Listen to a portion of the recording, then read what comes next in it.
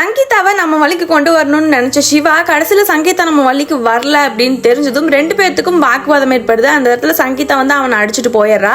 சிவானால இன்னும் நிறைய பொண்ணுங்க ஏமாந்துருப்பாங்க. அதுல திவ்யான்னு ஒரு பொண்ணு இருந்திருப்பா. அந்த பொண்ணு சங்கீதாவை பத்தி தெரிஞ்சுக்கிட்டு அவகிட்ட போய் ஹெல்ப் கேட்கவும் அன்னைக்கு நைட்டு திவ்யாவுக்கு பதிலாக சங்கீதா போய் அங்க பிரஸ் மீடியா எல்லாம் வர வச்சு சிவாவை எக்ஸ்போஸ் பண்ணி ஜெயிலையுமே அடிச்சிருப்பாங்க.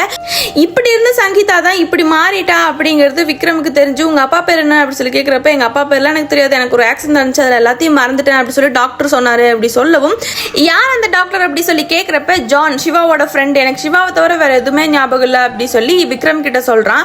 விக்ரம்க்கு டவுட் வந்து அந்த டாக்டரை பத்தி விசாரிச்சு அந்த டாக்டர் கிட்ட போய் கேட்குறப்பதான் தெரியுது சிவாவுக்கு வந்து அந்த டாக்டர் வந்து ஜெயில தான் பழக்கமாயிருப்பாரு. என்னையும் வெளியே கூட்டிட்டு போனேன் அப்படின்னா நான் உனக்கு ஹெல்ப் பண்ணுவேன் அப்படின்னு சொல்லி ரெண்டு பேரும் பிளான் போட்டு சங்கீதா ஒரு நாள் வெளியே போயிட்டு இருக்கப்ப அவன் மண்டையிலே அடிச்சு அவளுக்கு புதுசா ஒரு மருந்து தராங்க. அந்த மருந்து அவளோட பிரெயின் அஃபெக்ட் பண்ணி அவ எந்திரிக்கிறப்ப ஒரு நார்மல் குழந்தை மாதிரி எந்திரிச்சிருப்பா. இதுக்கப்புறம் அவங்க பண்ண வேலைகள் எல்லாம் இன்னும் பயங்கரமா இருந்திருக்கும். அதை அடுத்த பாட்டில் பார்க்கலாம்.